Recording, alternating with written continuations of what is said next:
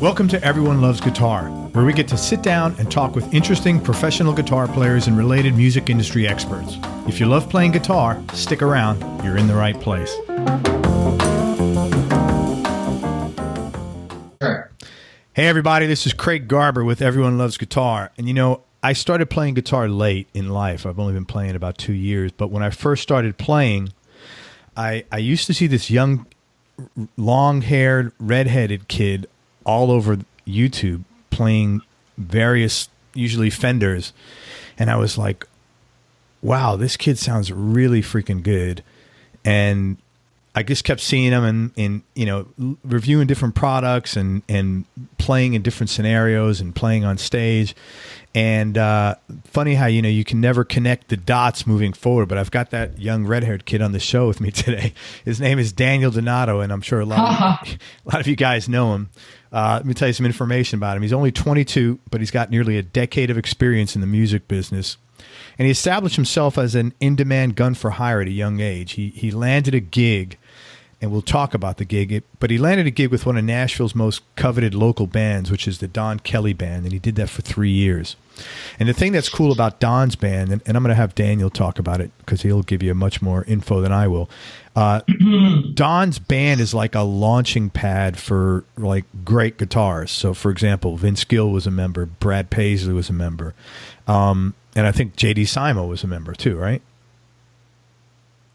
Yes, yeah, absolutely. Yeah. That's when I first discovered. Okay. So, you know, it's a place where, you know, if you're going to make your mark in guitar in Nashville, that's the pinnacle place to do it. Artists such as Little Big Town, John Mayer, Chris Shiflett from the Foo Fighters, and Marty Stewart have all hailed Daniel's musical prowess. His work has been featured in Rolling Stone, Huffington Post, Southern Living, Garden and Gun, and more. He's also toured with Warner Brother recording artist The Wild Feathers, and he's performed on late-night TV of Jimmy Kimmel and Seth Meyers. He also published an internationally distributed series of musical instruction videos and books, and he's an instructor on one of the world's largest guitar instruction sites, Jam Track Central. Daniel, welcome to the show, man. Thank you for your time. I appreciate it. And I actually got to meet him in person. I bumped into him in Nashville at, where was that? Was it the Mercy Lounge? Is that what it's called? Is that where? Correct. That is the name of the venue. Yeah, it was really funny. I was walking around there. I was like, hey, you're Daniel Donato, right? Anyway, man. I think so. Yeah, that night anyway. So why don't we start off? Why don't you explain the significance of being in the Don Kelly Band and, you know, the value of that to you as a player, both for playing chops wise and for, you know, leverage positioning wise, career wise. Yes. So Nashville is definitely a town of paths, in the sense of many people want to achieve the same thing. And there are different things people want to achieve, but it's a limited number. You know what I mean? You want to be an artist, or you want to be a manager, a producer.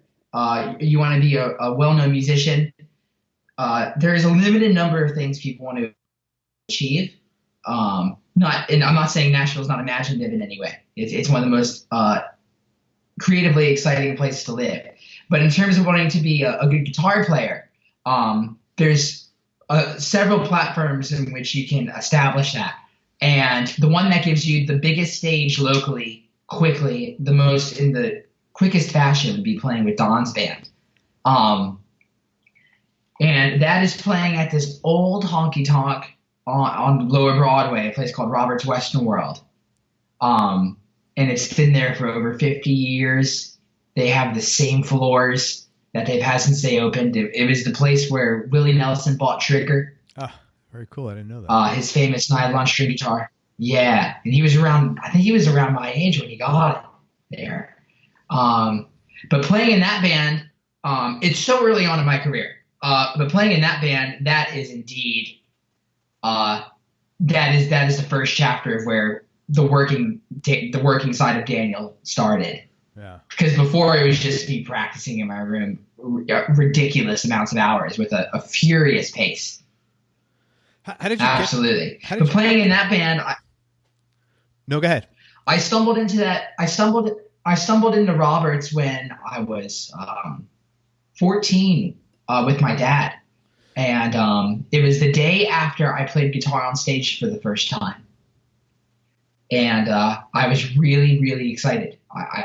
It was the first time I wasn't good, but I played on stage, and I remember thinking I wasn't scared, and I can get better at this. I just knew I could get better. First time. I played at a place a couple doors down from Roberts, a place called Legends Corner. And we played, I walked into this place, and this bass player, who I still know to this day, while the band was passing their tip jug over the microphone, they were just sipping beers, waiting for the lead singer to come back from schmoozing with the audience. And he said, "You look like you play guitar." And I was this little 14-year-old kid, and I said, I try. You're very humble. And he just got me up and started playing, and we played Old Time Rock and Roll by Bob Seger, and then we played just a blues shuffle in A.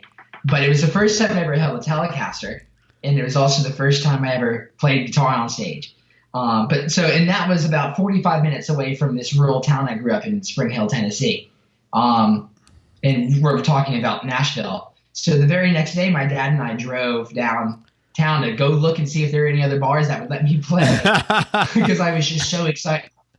I was so excited, and he's so supportive.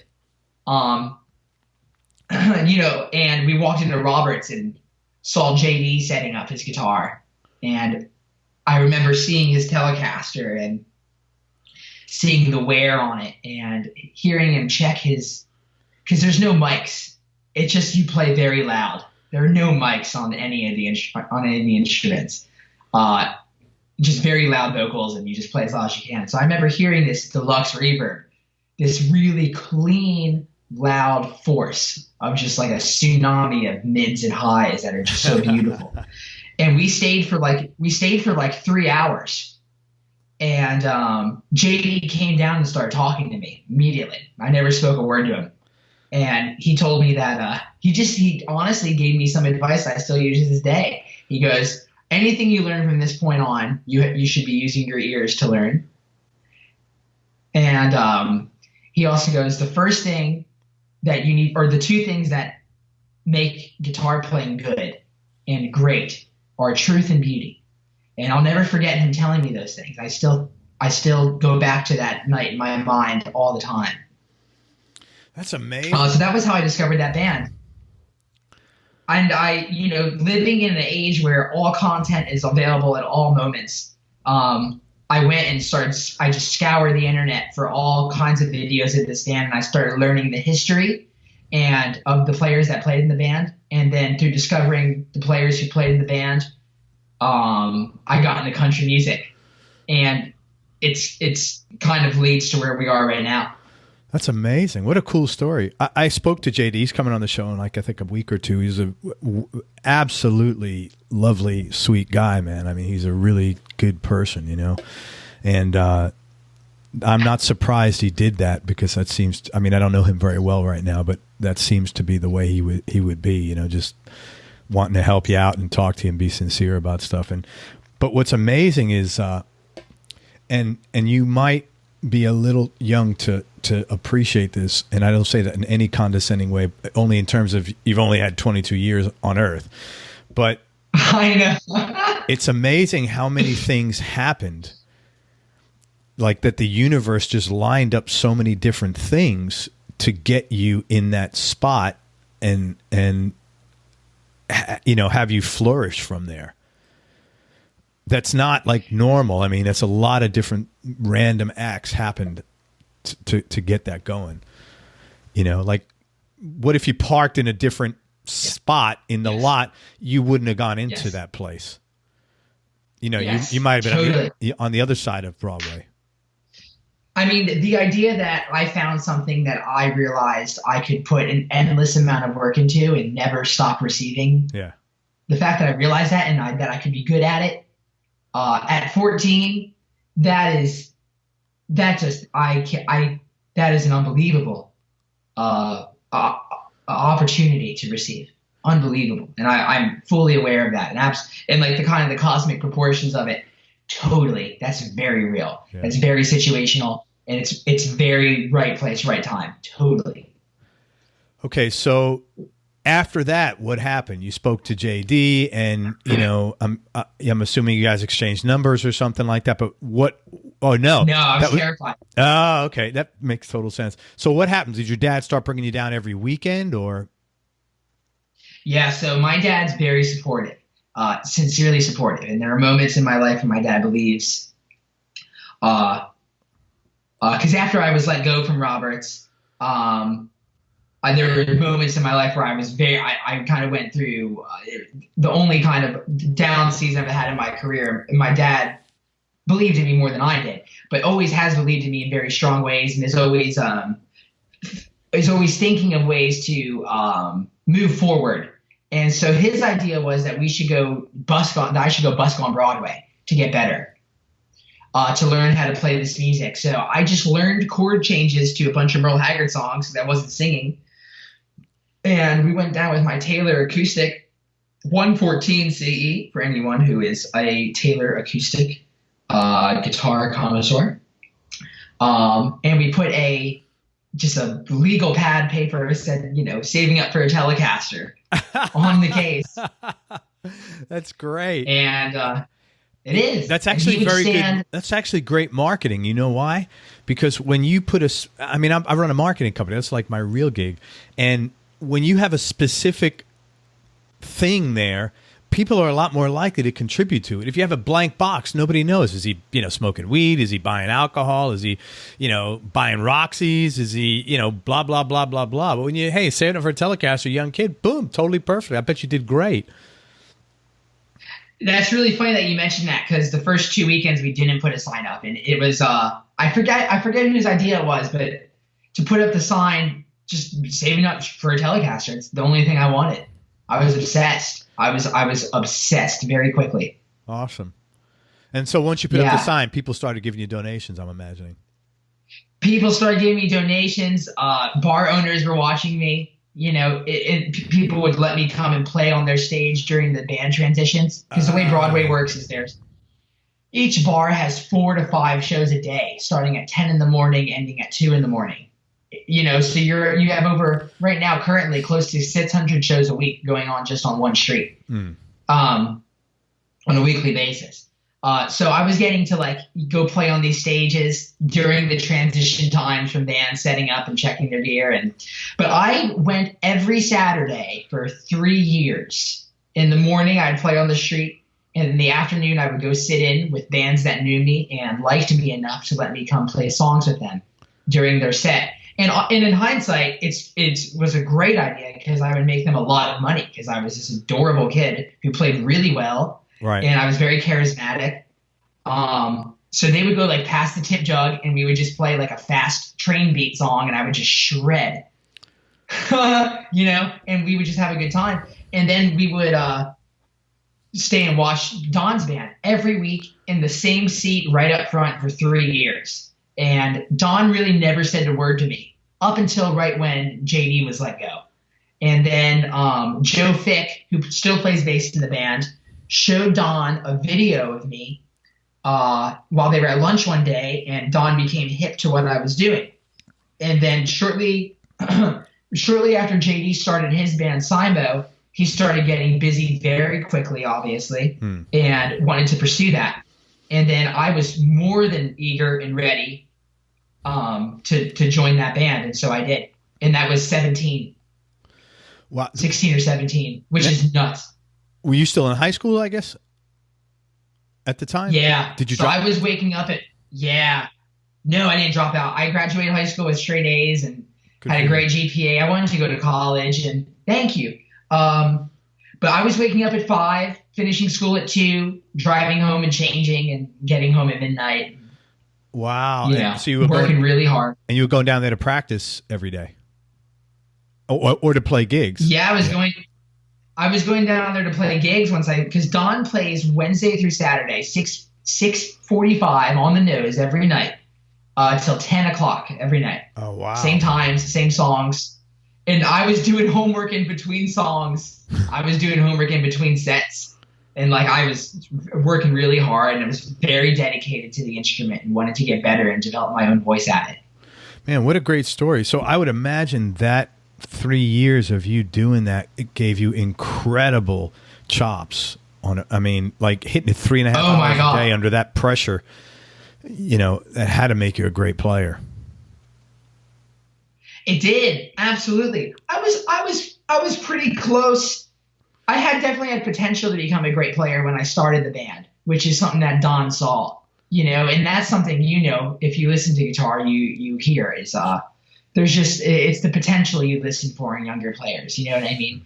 Yeah. I played 464 shows down at Roberts. Shit. So I had a lot of time with a Telecaster around my neck, and it's an unbelievable opportunity that the older I get and the more I tour and I get outside of Nashville, I see how rare of an opportunity that is. But it's a kind of it's out of necessity that would happen here in Nashville because that's just the way Broadway works. Yeah. Like again, man, it's all situational. Unfortunately, the situational aspect of my story works out for me. It doesn't debilitate me in any way right now. So let me ask you this.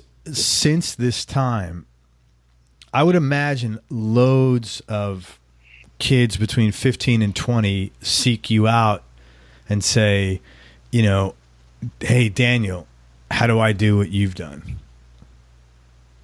Yeah, totally. And I would imagine some of them don't understand the amount of work involved, and a few of them do. It all leads back to work, and that's something I've always known my whole life. I've always worked really hard at things that I've never really tried to do things that I don't have a natural interest or talent for. So if I can't work hard at it, then I don't typically like spending long periods of time doing it. Yeah, and sure. I can only work hard on things that I like. And so guitar is something that I sincerely love. And so that's something that working hard came very naturally for me. And that is harder for people to understand, oddly enough. But man, I haven't done anything in my career that's, you know, to the stars. So I have no excuse to not get back in touch with everyone who reaches out to me and give them some of my time to let them know my story or how I like what my old, I still have old PDF files of all my old practice routines that I would slave over in high school. That's great, I would be in history class thinking, what do I need to analyze when I get home later? Like how do I practice? Sure. And I still have all those saved, and I send those out to all of my fans who are interested in what I'm doing. And so yes, absolutely, a lot of kids do ask, and it's not just younger kids too, which is good to know. Yeah, that is good to know. That's very cool, man. What a great story that is. I had no idea. In your bio, you mentioned how guys like Little Big Town, John Mayer, and Chris Shiflett and Marty Stewart, supported and endorsed you. Have you played with those guys, or did they come to see you, or I haven't played with any of those cats. I will though. I would love to, but I actually have played with Chris. I gave Chris a guitar lesson once, oddly enough. Chris Shiflett, really? Chris came into rock. Chris is a great admirer of country music and is very well steeped in the history of all of it, and has a natural taste for it. And that's interesting. When the Foo Fighters were doing Sonic Highways, the HBO special, they were recording one of their songs at Southern Ground Studios, Zach Brown's studio. And there's a office right next to the studio where I guess they were all hanging out, and Chris saw me at Roberts, and I had no idea who he was. I didn't listen to the Foo Fighters. I was obsessed with country music. Yeah. So he was just another guy in like this really cool Pendleton jacket with like a really nice Stetson. So I figured like he must be somebody. I figured he was a badass of some sort. And then we started talking, but yeah, he like was kind enough to like ask me to show him some things, and that day to me really sticks with me because I realized that you never have an excuse to not have empathy and be humble, Yeah. no matter what threshold of success that you reach. Yeah. Well, it's been my experience. This is coming from the business side. The guys that are the most successful are generally the nicest people. And I've been interviewing musicians. I've probably interviewed 150 musicians in the last 5 months. And it's been consistent with that. The guys that are the most successful are generally the nicest. I mean, you're going to have an oddball here and there, but it's pretty much, there's a lot of things you need to do to become successful. And it's really hard to be an asshole and do all those things competently. So I think that's pretty consistent through all things, The more I try to become a musician, I realize how individual of a path it is in some ways, and it is a naturally selfish endeavor to want to become a musician. So there are some asshole qualities that I think help. But that is, at least for me, like in terms of just moving forward with myself in my own career, like I feel like there are some selfish like aspects you need to apply to it. But yeah, to be an asshole to other aspiring musicians or young kids, I don't ever see an excuse for that. Yeah, there's none. You performed on Kimmel and Seth Meyers. How did that come about, and how was your talk about your experience doing that? So when I was let go from Roberts, I was in a really dry period in my career, and I couldn't really find any work for months. And I had just rented a house with my girlfriend, and so it was like it was an expensive house, and it was a nice part of town, and I was just timing sucks, right? Yeah. But the more we move away from that period of time, the more light I see from it, and I see it was a good period. Yeah. But in the period, it was really hard, and I was really hustling, and I was doing gigs where I was getting $20 and discounted dinner that was bar food, not even free fries or anything, just terrible shows. I had to throw out a guitar strap because it just smelled like cigarette smoke from all these like clubs out of town that I was playing that were like right outside of town that only shady, sketchy people spend their time. And my buddy Sadler Vaden, who you should totally get on this podcast, he plays guitar for he's his own artist, but the thing he's had the most success with so far is playing guitar for Jason Isbell. Okay. And he's so stellar.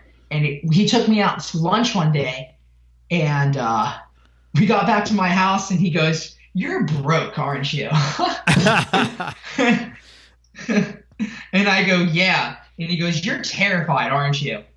And I go, "Yeah, I'm sincerely scared. I didn't go to college, and I just got the gig that I spent so many years, that was like my brainchild that I was loving, that fell through, and I have my life is discombobulated right now, and rightfully so for a 20-year-old kid." Absolutely.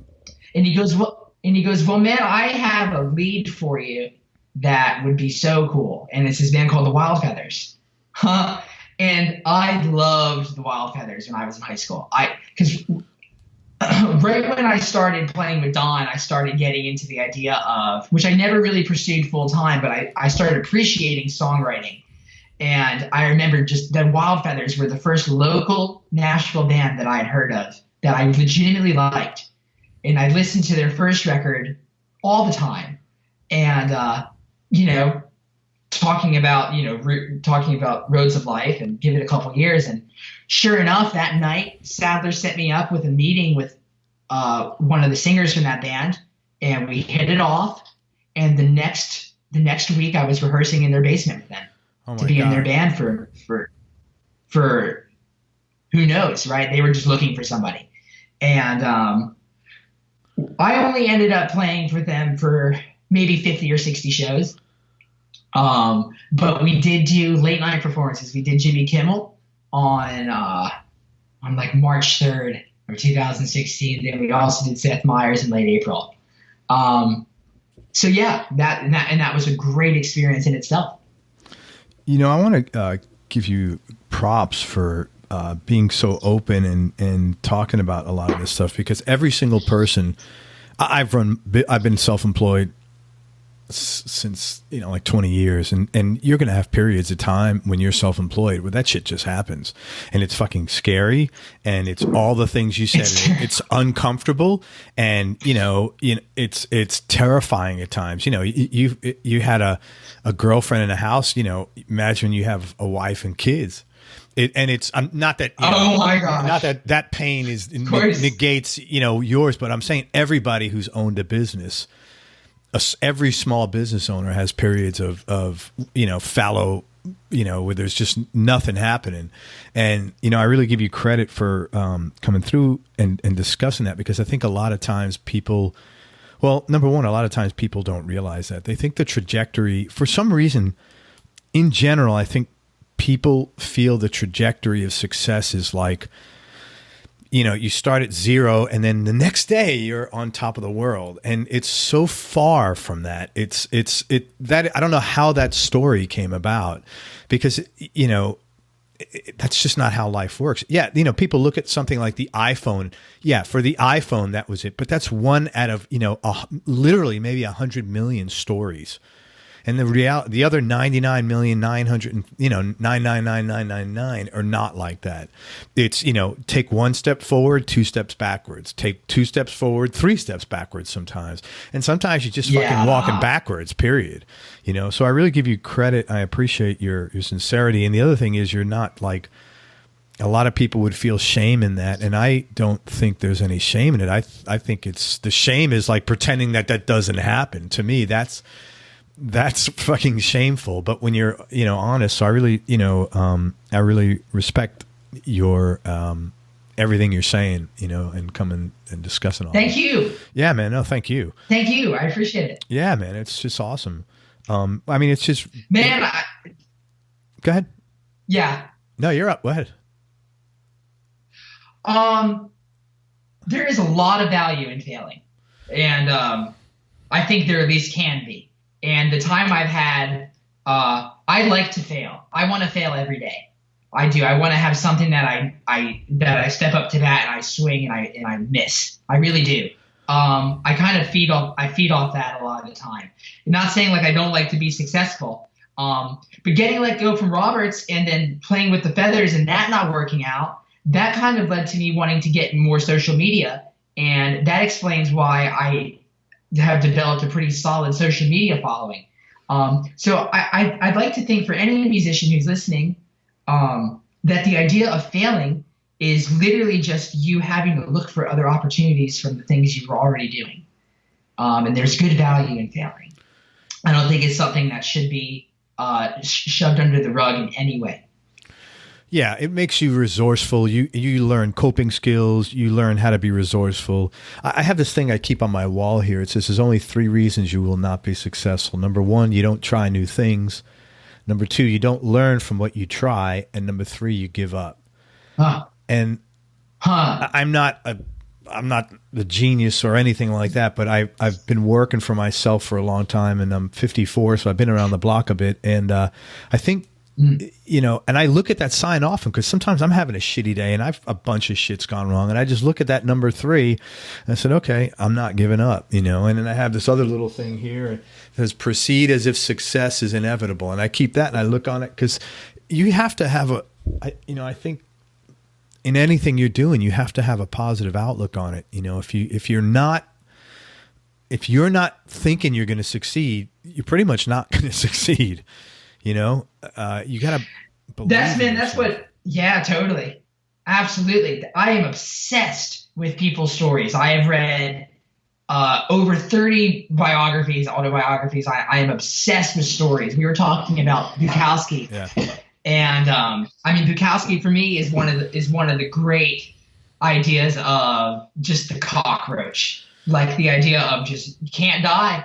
Doesn't matter. He was living off a candy bar a day, living on Skid Row, and worked for the post office for all those hours, and would work 14, 16 hours at the post office, go home, feed his daughter, and write poetry and work till the late hours of the night. And absolutely, man, you got to proceed through life with indeed like the success in your chest. You got to believe it's there.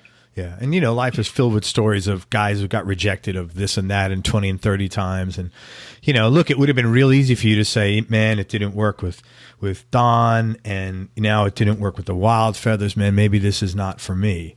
But you didn't. You said, you know what? Let me figure out another way. You learned from what you tried. Maybe you did something wrong, or maybe situations happen, but, you went at it and it paid off. So I just really appreciate you being so candid.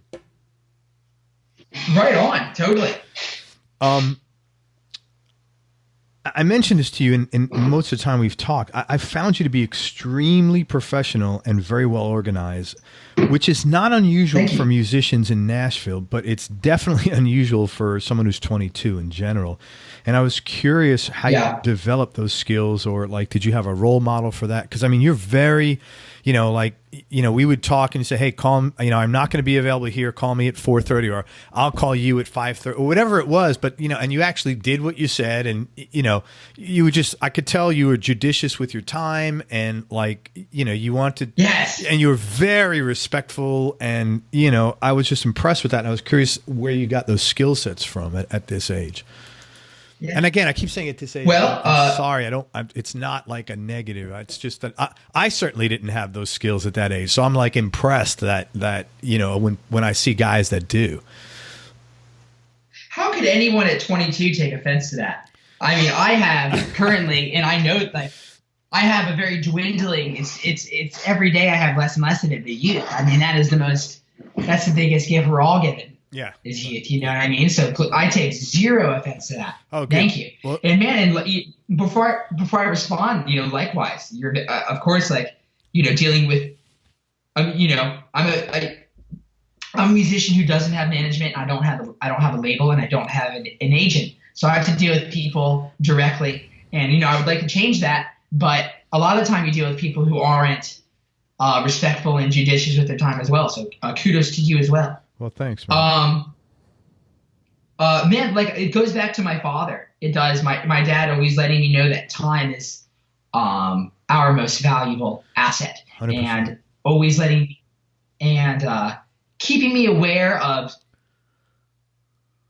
checks on other people, thinking of how other people spend their time. And I'm very competitive, so I want to figure out how to get the most out of my day as I can, to kind of rise. And honestly, this book, this David Allen book, Getting Things Done, is yeah. I have the GTD thing going on in my life, and it helps. Yeah. Very organized, and most of the time stress free with scheduling. It's funny because for anyone who hasn't read that, I would really suggest that they check into that. It's very simple. It's a worthwhile investment of time.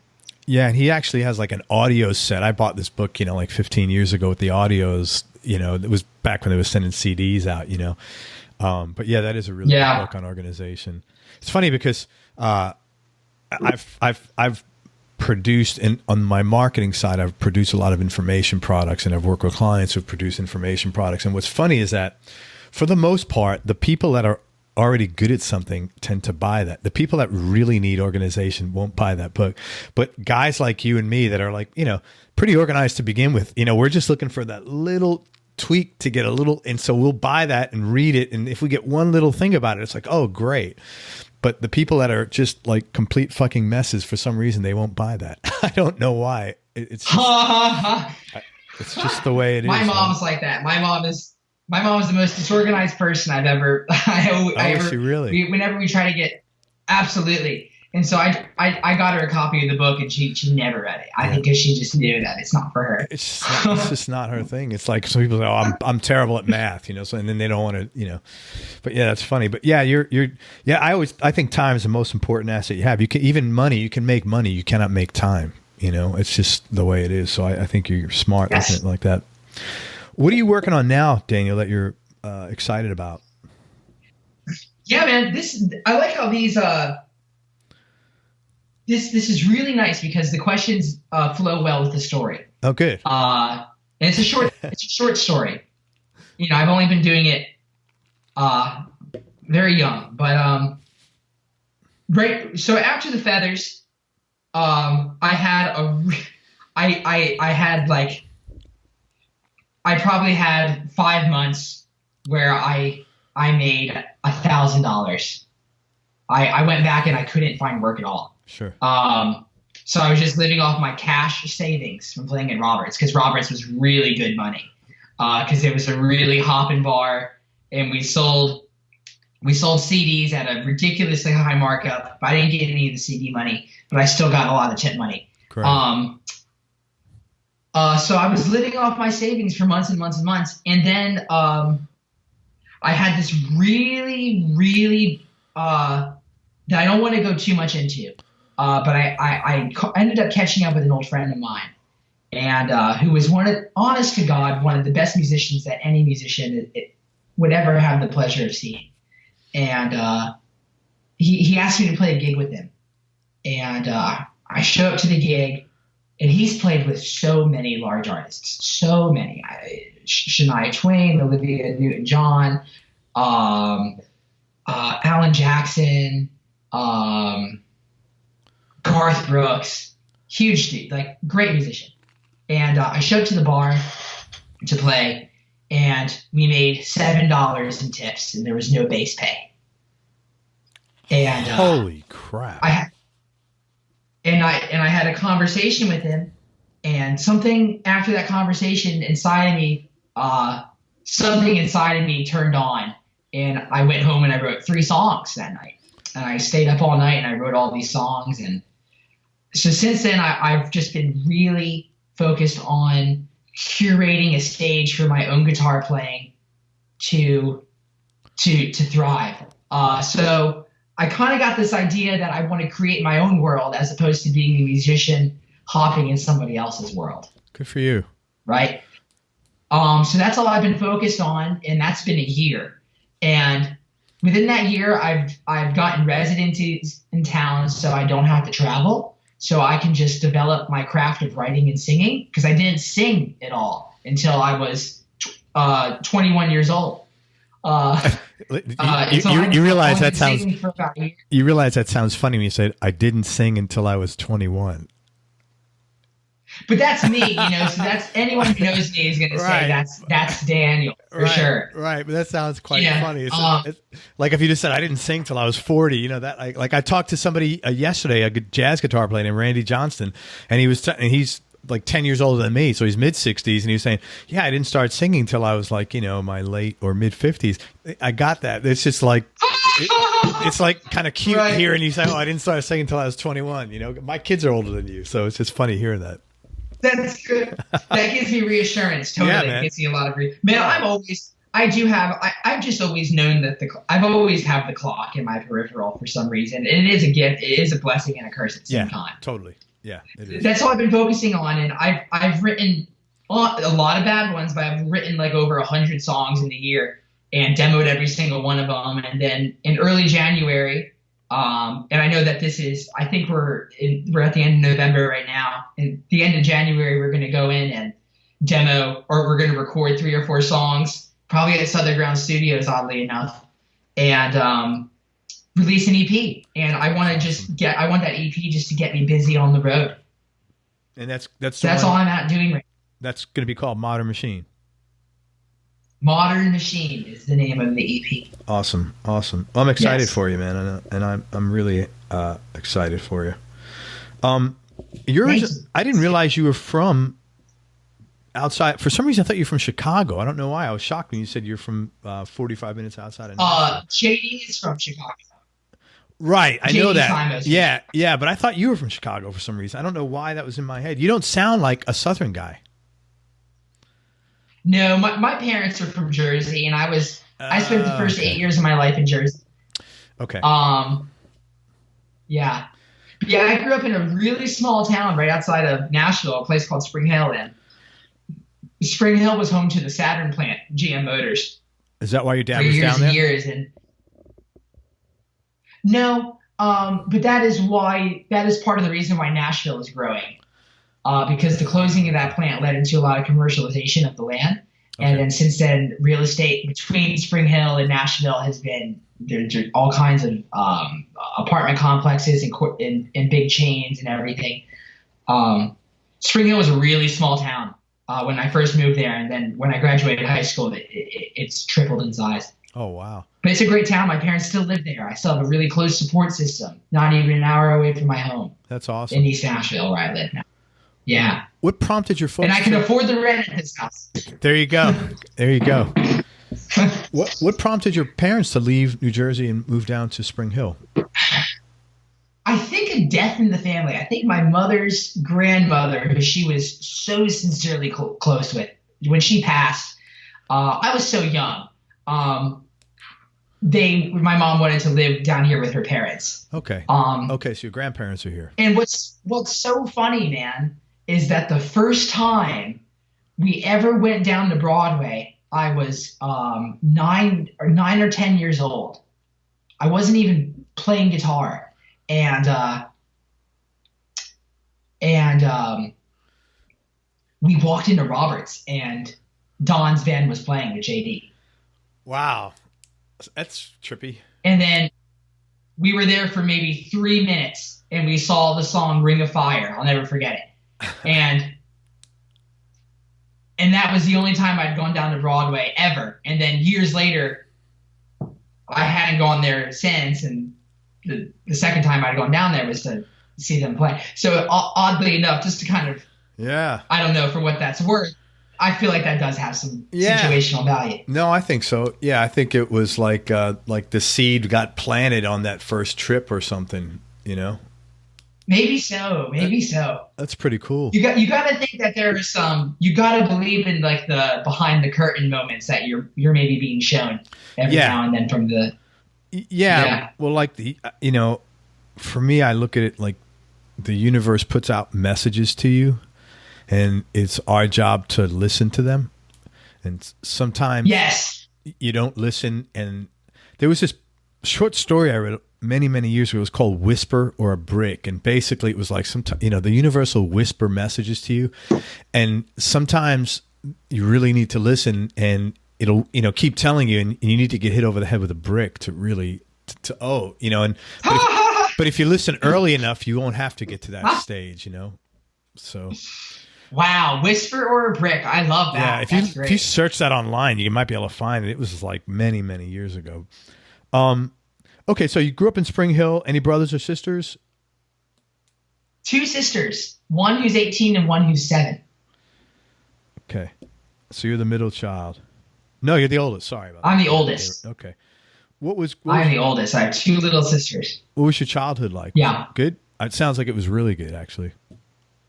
Man, I was just I have a really privileged life, man. I had, my family never, didn't grow up wealthy by any means, but like always never not had anything. But as a kid, man, I was really angry kid. I was always angry. I didn't ever really have any friends. I was always to myself. And I think it was until guitar came into my life, because I've just always had something that I need to put into something. You know what I mean? And before guitar, I think I kind of had this displaced energy that was easily fueled by anger. What were you angry at? And so when guitar, I have no idea. I was too young. You'd have to ask him. But or you have to ask my mom or my dad. Yeah. But I wrestled for years, and I was a great wrestler. That's the toughest. I almost won state twice. Like I was really good at wrestling. And then when I got into guitar at age 12, it immediately switched over. And I would like to think that I'm a lot more docile now in a base sense of a person the older I get. Yeah. I think that's good. I'll take that. Yeah. But I do indeed credit guitar to kind of eliminating any negativity that I had as a child. That's great, man. Yeah, wrestling is like the toughest sport. My younger son wrestled for 4 years. That's an amazingly difficult. The training you have to do for that is phenomenal. I mean, yeah, it's really crazy. It's a lot like improvisation. I love wrestling. I'm really into UFC. I don't really like sports really, but I like the UFC for some reason. Sure. And a lot of it to me seems like improvisation. If you listen to Conor McGregor, and he talks about his initial foray into the sport, it is not hugely unlike Effortless Mastery by Kenny Warner, which is a book that any musician should read. It's a lot like improvisation in a lot of ways. There's, so I think I kind of have a chromosome link of interest there. That's cool, man. How did you pick up the guitar in the first place? Were any of your parents musical? I tried skateboarding forever, man, and I was really bad at skating, and I didn't really socially click with all the kids, and I just tried to do that. But all of them dicked around on guitar, and I never really did. And until I started playing Guitar Hero, and then I started listening to some of that music. Oh, interesting. I started listening to just rock music, but then I heard the song because before I was listening to what all young middle school kids listen to. I heard the song "Paradise City" by Guns N' Roses, and that first fill. Yeah. I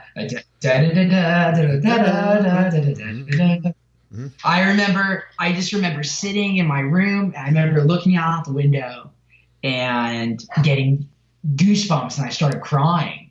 I never heard anything that made me feel something that emotional before. Wow. And I just became obsessed with that music.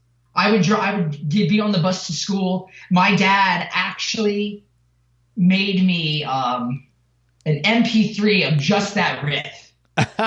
It was like a 12-second MP3, and I would just loop it. I would just listen to that riff on my 20-minute bus ride to school at 6:30 in the morning. That's awesome. As a 12-year-old kid. Yeah. That's awesome. That's good. Your dad sounds like he was really super supportive of you. That's very nice, man. He still is. Yeah, I'm sure. He still is. He's doing the EP design, the cover design for my album or my EP, and anything that I do social media wise, he does the camera work for, and he's also done my website. And he also calls bullshit on all of my ideas or any time that I'm doing something that could be have good positive marginal improvement. Good. When you first started playing professionally, you started playing at such a young age. So you probably didn't even have awareness of this question until several years later, till after some of the scarring or the bumps were delivered. But what were some of the bigger surprises for you about playing music professionally? And I said it like it's only negative stuff. It could be good stuff as well. Yeah, man. The thing for me that I was always surprised at was and this is something I did realize really early on that I kind of disliked. And the older I get, it wasn't something I should have disliked, but I really disliked how people see what people determine is good or not. Because people always use the term prodigy. Not for me. People have, but I'm saying just the term prodigy. And I just didn't like how being a young guy made me a good musician off the bat. If I could just play guitar. That was something that surprised me. Like the fact that people would stop and listen to a 14-year-old kid play as opposed to a 30-year-old guy. Someone who's a 30-year-old guy who's put in the hours and the ups and downs in his career. You know what I mean? That's something that really surprised me. And then also, just something that I really realized early on was just how much drinking is involved in the music business. I don't really drink, and that was one of the first lessons I ever learned was just how easily that can mess you up. I remember the first gig I showed up to play on Broadway. The drummer, mind you, this was 10 a.m. on a Saturday morning. The drummer showed up with an open Coors Light under his T-shirt. Wow. At 10 a.m. And then was at 10 a.m. and doing shots before we started playing. And that's something that always surprised me. I never understood how detached music is from normal society in terms of it being your occupation. And that's something that still surprises me, the depth of that. Yeah. I think, it's interesting you say that. We're not, my wife and I, we drink socially. That's it. And when our kids were growing up, we never almost drank. We'd have a pina colada on a Saturday once a month. That would be a drink for us because we just had no time. And it was funny because when both of I made my kids work all when they were like 14 or 15, so they had to get jobs, and they both worked at the local supermarket at Publix, which I think they have Publix in Nashville now. And Of course. the first thing they said when they came home was they couldn't believe how much beer people bought. Because that's not us, and I work out all the time. If I'm going to drink, I'm going to have like a shot of X. I'm not drinking beer. I don't want all those calories. I'm not in the gym killing myself so I can come home and drink beer, Yes. So yeah, that's a lot of carbs. Yeah. It's just bloating, whatever. But when you don't have. There's also. No, I understand what you're saying. Yeah. When you're not around that, it's like, whoa, what the hell? Totally. Yeah. That's something to this day that still surprises me. I would just, if you could make it a more of a grand scheme sentence by saying how things that aren't kosher everywhere else are kosher and almost necessary in the music business. Yeah. In the social sense, a lot of the ways. Yeah. And that's that I still struggle with. No, I don't struggle with drinking in any. I don't drink. I understand. But just that. Yeah. And something that still surprises me to this day, man, is how dulling out truth and honesty in your performance can get honest reactions from people who are listening. That's the power of that hasn't dampened at all. If I play something on stage that moves somebody, and they come up and they tell me that their father just died, or not laughing at that, that their father just died, or something something very grandiose. There's something about a musical performance that creates a relationship between the listener and the performer to where something of that level of intimacy seems rational to say. And that is something that is almost superpower to me. That is literally crazy. The fact that I can plug a Telecaster into an amp and somebody can be moved to the point where they want to tell me something about their life like that. That's so humbling. Yeah, it's a very emotional connection. It's a tremendous tool of connecting. I mean, it can be. My favorite guitar player is David Gilmour. I've listened to literally, maybe tens of thousands of songs of Floyd since I've been a kid, and because of that, if I were to meet him, I would be so moved just because of what I've experienced emotionally, for the last 43 or 44, 45 years of listening to him. So yeah, that's very true. That's interesting that it's very cool that you're aware of that.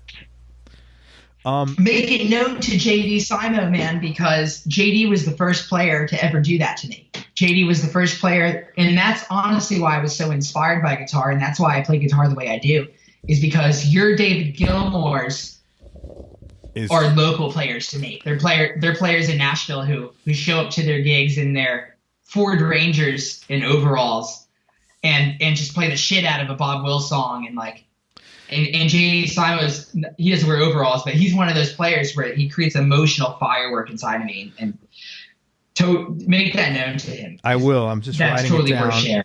I'm just writing it down right now. I'm speaking with him on Tuesday, the 19th. I just made a note that I will tell him that. And he's a very nice guy. That guy. I mean, we spoke briefly. What a nice person he is. So I'm sure he'll be really happy to hear that. Hey, let's talk gear a little bit. Yes. Are you? What's your go-to guitar right now, and maybe what other two guitars would round out your top three?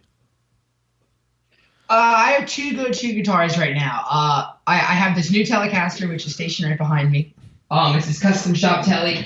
It has an all rosewood neck. I've been making it up in my head for 8 years. And I just got it from the custom shop. Beautiful it has this, guitar. as you can see, almost a purple finish on it. It's a midnight metallic blue finish, which is what they put only on the Clapton custom shop Strats with the lace pickups. And it's modeled after one of his BMWs. And then under this finish is the seafoam green finish, which is on my mainstay Telecaster. Very cool. This story actually is symbolic of chapters of my life. So I hope to one day have another Tele that has 3 finishes on it. With these two beneath it. You know what I mean? Yeah, very cool. Very smart. And that's a rosewood or ebony neck? This is all rosewood neck. Very cool. It's a beautiful guitar, man. Yeah, it's really nice. And then I also have this James Valentine model Music Man guitar. And Brian Ball and Dudley Gimble, everyone over at Drew Montel, everyone over at Ernie Ball and Music Man reached out to me, mainly Brian, years ago when I was 18, and he wanted me to be an Ernie Ball endorser.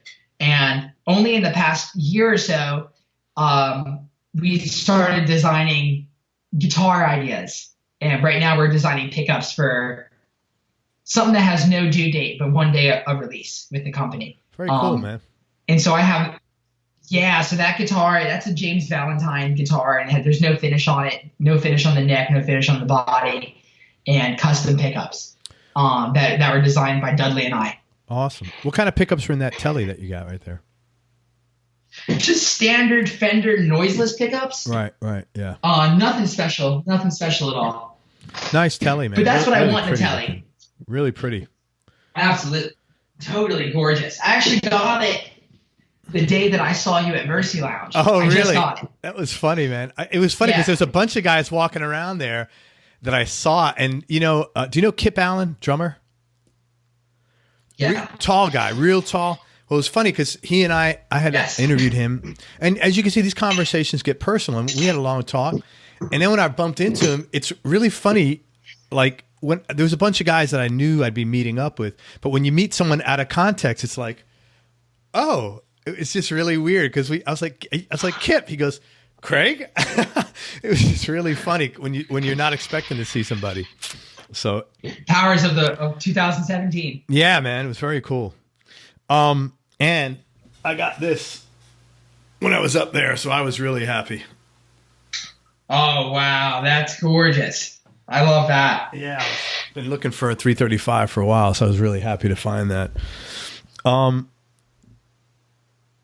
are the biggest influences on you guitar-wise? J.D. Simo was my first huge influence. He was the first player that I just dove right into his playing. And so through him, I discovered Michael Bloomfield. Oh yeah. And Roy Buchanan and Danny Gatton. And then Roy Nichols, who played guitar from Merle Haggard, and also Grady Martin. Grady Martin can be heard on all of the Marty Robbins, like the El Paso, which is on Breaking Bad, when he's in his truck in the last episode, that nylon string guitar. That's Grady Martin. He was a big session player. Very cool. Willie Nelson and Jerry Garcia. I would say those players are my biggest influences. Man, just these cosmic, kind of just like twangy, always clean sound. That's funny. I interviewed someone yesterday who said their biggest influence is Jerry Garcia. I haven't heard that, I don't think ever, and now I got 2 days in a row. That's really funny. Jerry's only become an influence on me really in a big way since I started writing songs. Oh, okay. That makes sense. And in terms of a guitar player playing their own guitar over their own songs, Jerry just owns that better than anyone. Yeah. He's a king. Very competent, incredibly competent player. I mean, he grew up playing bluegrass, which is very difficult music to play, as you know. So, and that's where I relate with him because that's what I've grown up, country and western and bluegrass. So there is that. Very cool. Your first guitar, what was it? Was it a Tele?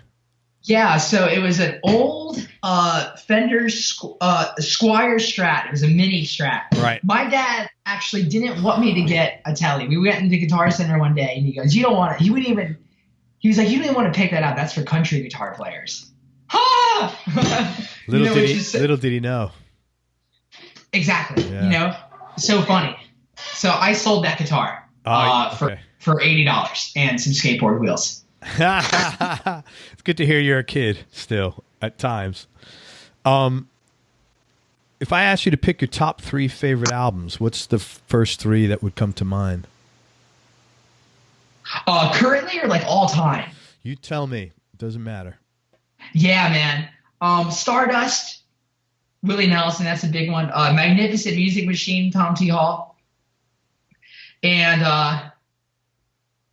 man, I can't be alive and be playing guitar in 2017 and not mention Continuum. What's what's Continuum? John Mayer's Oh, record. okay. I'm Like, not. I can't. Yeah, I'm not a John I, Mayer guy, but yeah, you know what?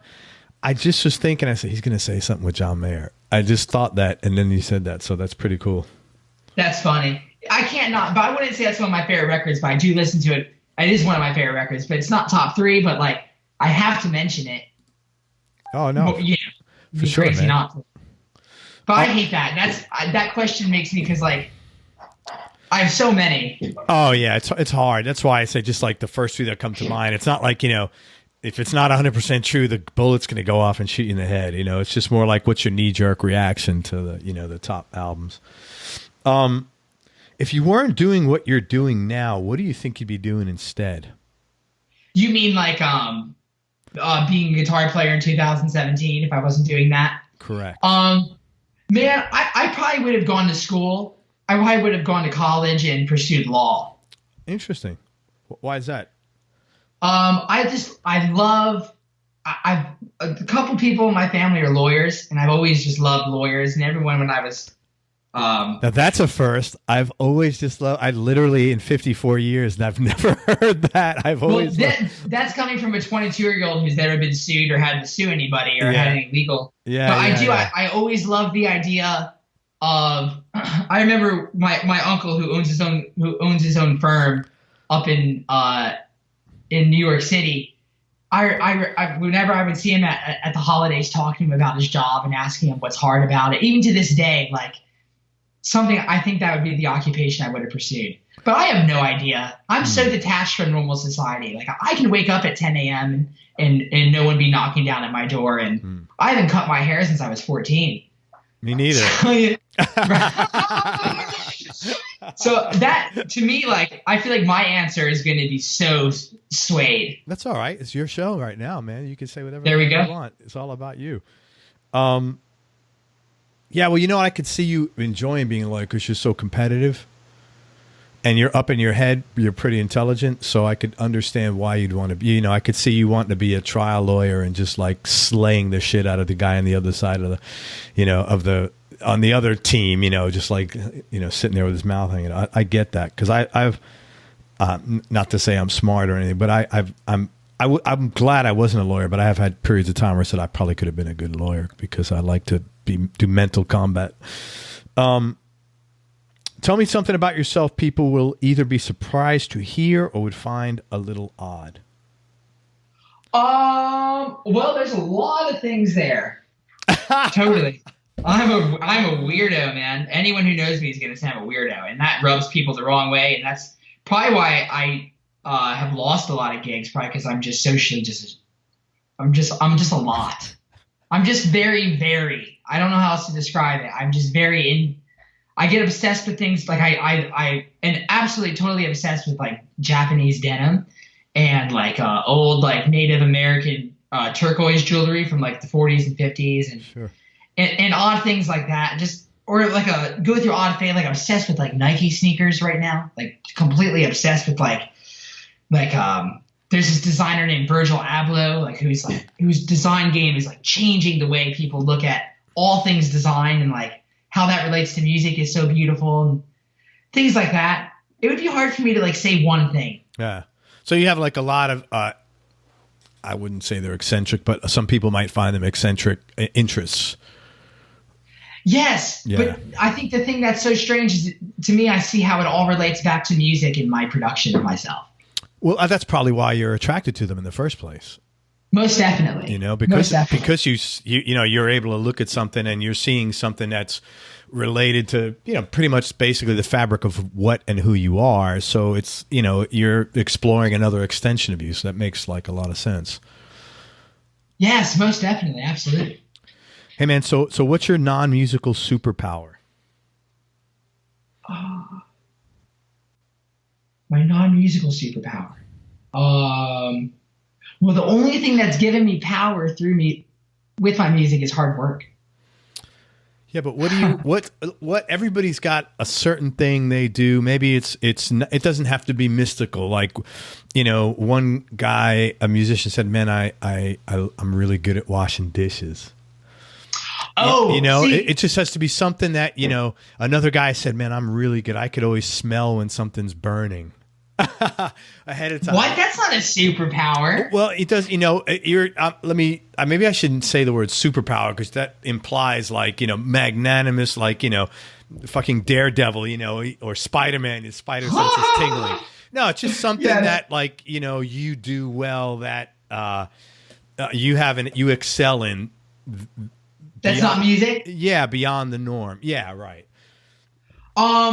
Shit, let me think of something. Man, I really wish you could talk. This is so funny. I really wish you could talk to people who are in my immediate circle of life. Because they'd be able to tell me? No, because they will tell you that I am seriously so bad at everything that's not. Like, a thing I say to people all the time is, I play guitar. Oh, you're like an idiot savant? Hands up. Maybe. If you were asked my girlfriend Aubrey, she would agree with you. So high. No, you're not, because I've met idiot savants and they really like, you're not. Trust me, I've met like one or two in my life, and you're not an idiot savant. They literally can't do any. I mean, they can't hold a conversation out. They could only do what they're good at, and literally that's it. Yeah, there is that. Absolutely, I understand that. I don't think my talent is that invasive to the point where it blankets over my quality of life over everything else, and that is fortunate.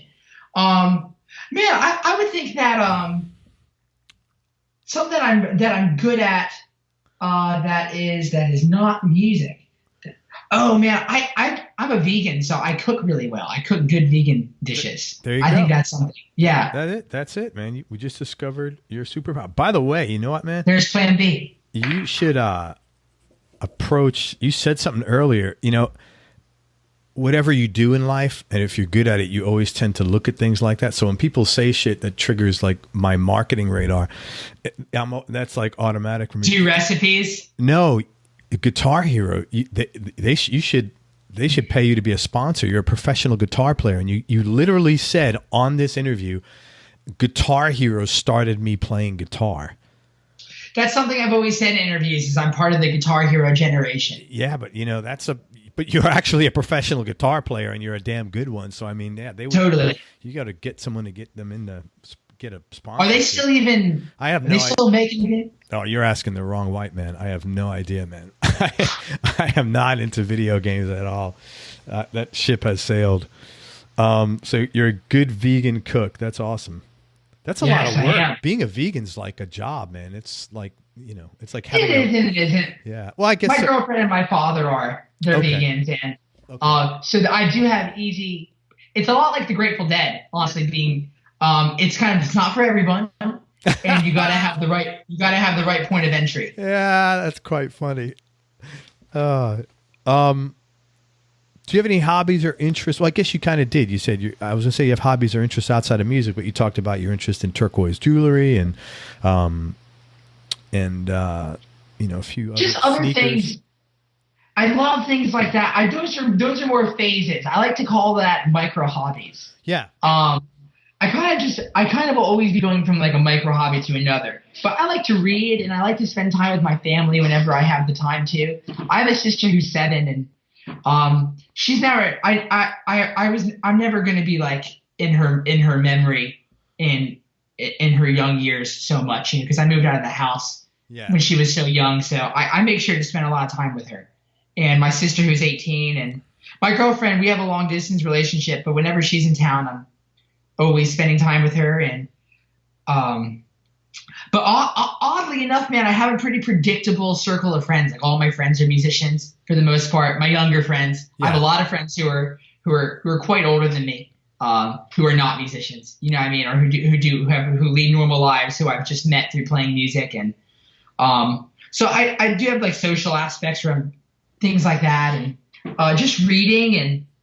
But honestly, this whole past year, I've just been writing, and I've been obsessed with music again. Yeah. Because after doing close to 500 gigs with downtown, and then going through gigs that were miserable, and weren't that great, and some that were, like playing with the Feathers, but that ended oddly, and then also playing like these miserable bar gigs. There was there was a time there where I was really down on music. And then songwriting and singing sparked that fire again. And I feel like the 14, 15-year-old Daniel is back in that sense, which is great. I'm happy for you. And I think that's just life. You always have highs and lows. And I think that's a normal cycle, man, that you're going through. I'm glad you're able to get back to the enthusiasm part. And not to plug my EP, man, but that's what that's what the last verse on the first song on the EP is going to be. About the cycles of life. Yeah, you talked about ups and downs. The first line of the verse is peaks and valleys, ebb and flows. That's just the way life goes, I've come to know. What's the name of that song? Broke Down. It was the first song I wrote after Roberts actually fell through. Awesome. That's really cool that you spend time with your sister too, because I'm sure she'll appreciate that as she gets older. Your younger sister. I hope so. Oh yeah, she will. My daughter's 10 years younger than her older brother, 8 years younger than the next one, and yours is even wider. But she definitely appreciates it now that they're all older. It's kind of cool. Absolutely. I'm gonna ask you 3 more questions, man. And I'm gonna let you go. I really appreciate your time. Likewise. What's your favorite part and the least favorite part of what you do? Oh, they're actually kind of the same thing. I actually have a song called Solution and Struggle. They are the same thing. That's so funny. Just the fact that I'm my own client. I'm in charge of it. Like I'm in charge of what's good and what's bad. And that's the good side and the bad side. I totally get that. Yeah. That totally is. Yeah. Absolutely. Interesting. That's deep, man. I appreciate you. That's deep shit, man. What's your unanswerable question? Like, do you have a question you always seem to be asking yourself that, throughout your life that like, if I had the answer to this question, I'd have a little more insight. What would that question be for you? Why do I feel so late to everything? Late to the party. Jason Isbell has a song on his newest record called Anxiety. Mm-hmm. And there's a line in that song that's very relevant to that. And that song actually shed some light on this question, because after Roberts fell through, my girlfriend suggested I go to see it. I talked to like a psych or a counselor. Yeah. And that's a thing that I have found great assets of life come from that. Absolutely. But the thing I'm always talking to this person about is time. I'm just obsessed with time. So absolutely. Why do I feel late to things would be the biggest question. Yeah, I do too, if it's any consolation, and I'm 32 years older than you, so I always feel late myself. But that's good to know. But I must say, this project I am doing here with this podcast, and I have never done a project like this before. Why is that? I'm a very methodical person, and I always do things in business that I'm going to test this. In marketing, everything's a test. So I always test a project, or I'll have a buddy with me. We'll test a project. If it works, great. We proceed and we use it. We leverage it. We run a business and make money with it until it dies, and we can move on to something else. I was almost like, I come from New York City, so this is an unnatural thing for a guy like me to say. This is like very California. The universe told me to do this. And I would never do shit like that before. Like I published a newsletter, a marketing and sales newsletter for 10 years. And every month I interviewed either a client of mine or like another business owner I knew or another buddy of mine in marketing. And everybody liked the interviews. And I'm just sitting here one day and I said, man, I'm going to do that with guitar players. And there's tons of opportunities now that have been created, but I don't feel late to this at all. I think that's based on expectations. Right. I have no expectations. I went in yeah, you're right. I think expectations has a lot to do with pace of time. Yes, I think there's a direct correlation there. Yeah, because whenever I have expectations, I'm never meeting them because my expectations are fucking here, which is, when you're competitive, what are you going to do? Set them on down here? No, you set them up here, and if you miss, you'll be halfway, which is great. Better than, setting them on the ground, and if you miss, you're like, wow, great, So yeah, I think you're 100% accurate on that. The thing I'm learning, not to cut off, but the thing I'm learning is the higher the goals you have, it's the higher threshold of empathy you have to have for yourself. Yeah. In order to achieve those goals. Yeah, you got to be forgiving. Most definitely. Last question. What's the most important lesson your business has taught you? Oh yes, man. To yeah, I don't want to talk down on anybody, but I see a lot of people have just a lot of natural tendencies that kind of lend themselves to be naturally self-destructive, whether it's through a substance or whether through it's a personal behavior. So the thing for me is to always keep checks and to never to lose a very high sense of self-awareness. And even if your self-awareness is almost crippling, like you mentioned that you thought it was funny, which I do think it is kind of funny. Like I said, I didn't start singing until I was 21. It is. But that comes from a place of self-awareness. I think just having a heightened sense of self-awareness in a very real, like reality-based way is so sincerely important. Yeah. Because being in the music business, you can get into these habits that are okay for you to still exist in this business, but it doesn't lend itself to a good way of living. And I think I like to think I have a high level of self-awareness. I think the thing is you got to hang around with other people that are not self-destructive, because you could be totally aware of what you're doing and just do it anyway. But if you're if you're hanging around with other people that are living a certain lifestyle, it's not likely to happen. Sure, that's real. Absolutely. I mean, people talk about that all the time. The 33% rule. Are you hip to that at all? No, I'm hip to the, I think Jim Rohn or someone said the 5 people you surround yourself with gives you a good definition of who, you are, or the 5 most recent books you've read or something like that. Yes, absolutely. Totally. Is the 33% rule something similar to that?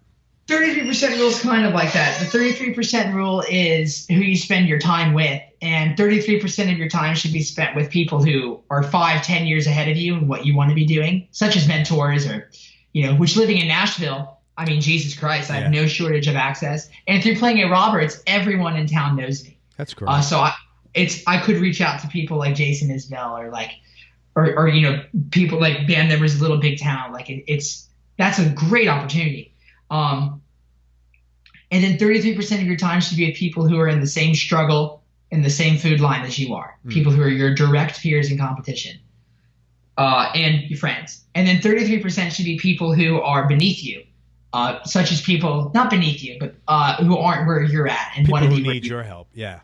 So, and that's where my idea for giving out guitar lessons and, like you said, kids reaching out to me, like asking what I want to do. That's where I would designate that under. That's great, man. I like that. So, where could people? Let's talk about your upcoming EP. It's Modern Machine. It's coming out at the end of January 2018. Yeah. People will be able to find it on anywhere that they stream music, on Amazon, on iTunes, on DanielDonato.com, correct? Yes, certainly, absolutely. And it's Daniel Donato, DanielDonato.com. If you've never seen Daniel play, I mean, just give yourself a treat and look on YouTube, man. I mean, you did this one, it's really funny. A buddy of mine who just started playing guitar recently, younger cat, he goes, holy shit, man, listen to this video. And he sends me a video of you demoing a Seafoam Green Strat at Carter. Oh, yeah, at 62? Yeah, and it sounded great. I said, yeah, that guy sounds great. It's Daniel Donato. I said, he's coming on my show in a few weeks. It was like a month ago or something like that. He was like, holy shit, that guy's a badass. I said, I know. So anybody who has not seen Daniel play, I mean, go treat yourself. He's a real fine player. What would you say you like about my playing the most? So I'm not into country music. Okay, so let's talk about great. I love that. The non-country stuff. That's my goal. Okay, so like on that demo, there was a lot of it was like a blues. You were doing a blues. You were playing a lot of blues, a lot of pentatonic stuff were there. It was first of all, you got the Strat sound you took that instrument and exposed the rawness of the raw sound it was meant for. Okay, which is really appealing. There's a few guys that do that. But it's nice when a guy picks up a Strat and like you don't have to be looking at it like, wow, that's a fucking really nice sounding Strat, right? So that was great. So the tone was really good. It was really clean, and your playing was very soulful on that. You know, it wasn't super complicated. It was just nice. Yeah, pleasing. I'm a blues guy, so that's what I like to listen to. And that stuff you played was, you know, very emotionally targeted to me. It felt great. It just. Are you a Joe Bonamassa fan? No, I'm not. I'm not a Joe Bonamassa fan, and I say that with all due respect. I know he's a great player, and you know I'd love to have him on the show, but I don't listen to his music. I prefer guys that say less, that say more, with fewer notes. And so you're not a John Mayer fan. You're not a fan of his playing. No, that's so strange. He's never touched me. I mean, no, I like. You know, guys I listen to is. Well, first of all, there's a gap because I don't listen to modern guys. I love J.D. Simo. His playing, I mean, he touches me. Guys that like Gary Moore, he's dead. Obviously, I love his playing. Oh, Blues for Green, that whole record. It's just he's you know he had a lot of soul. Albert King, Freddie King is one of my. That's why I wanted to get to 335. I've been thinking of this since I was a little boy in the Bronx, and I got turned on. I bought a Freddie King album down in the Village, and I was like, wow, I need to do this. So Freddie King is one of my favorite. Gilmore by far. Now he's playing a Strat, and you can obviously tell it's a Strat, but with him, it's just, he speaks to me. Oh, well, yeah, of course. I mean, who else do I like? Clapton when he played Humbuckers. Yeah. So with John Mayall. Yeah, with John Mayall or with Cream. Yeah. You